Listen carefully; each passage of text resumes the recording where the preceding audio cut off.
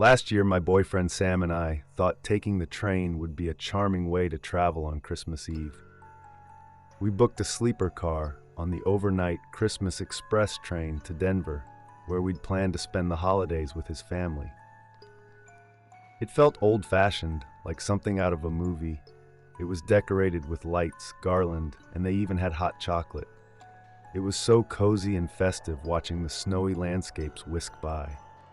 It started off exactly as we'd imagined. The train wasn't overly crowded, and our car had that classic vintage feel.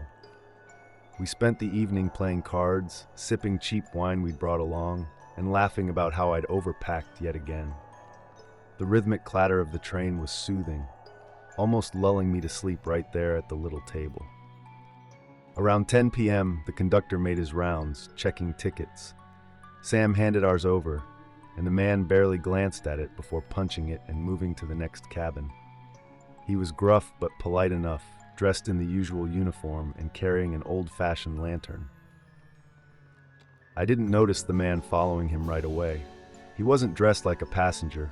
No coat, just a gray hoodie and jeans. His head was down, hands stuffed in his pockets. Something about him felt off. "Do you think he works here?"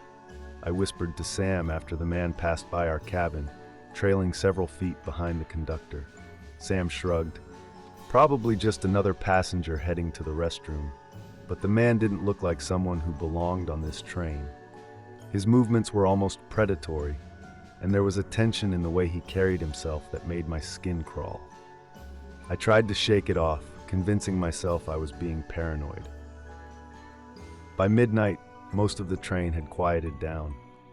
Sam was snoring lightly on the narrow bunk while I lay there staring at the ceiling. I couldn't sleep, still unnerved by that guy in the hoodie. I got up, careful not to wake Sam, and decided to head to the dining car for some tea. The corridor outside our cabin was dimly lit, the faint hum of the train filling the silence. As I made my way down, I noticed a figure standing at the far end, near the door that connected to the next car. It was him, the man in the hoodie. I swiftly turned around and went back to my cabin. I decided to get some sleep so I wouldn't be tired the next day. Around 3 a.m., we were awakened by commotion there, shouting followed by a scream. "We can't just sit here," Sam said, grabbing his coat. "Are you crazy?" I whispered. "We don't know what's going on, and that creepy guy from earlier could still be out there." Before I could stop him, Sam unlocked the door and slipped out into the corridor. I grabbed the heaviest thing I could find, a metal thermos, and followed him. The train felt eerily empty.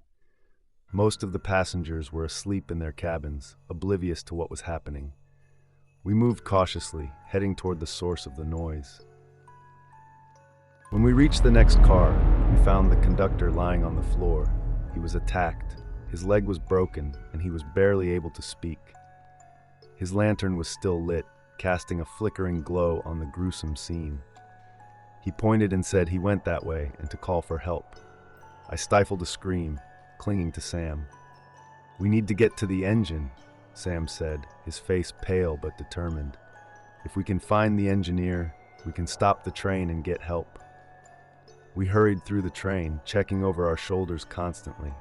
The killer was nowhere to be seen, but the tension was unbearable. When we reached the engine car, we found the door locked.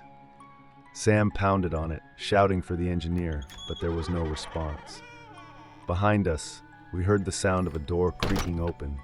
The man in the hoodie was standing at the far end of the car, his knife glinting in the dim light. "Run!"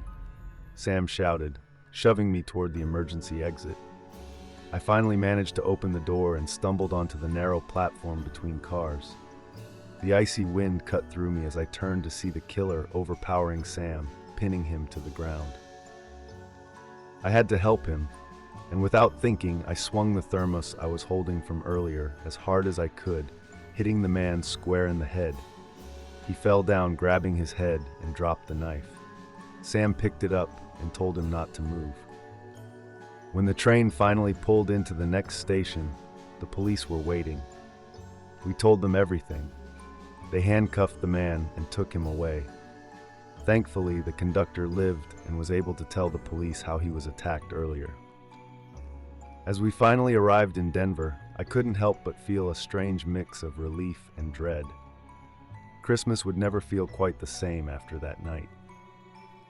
Happy holidays from Twisted Night Scares. Please subscribe for more horror stories.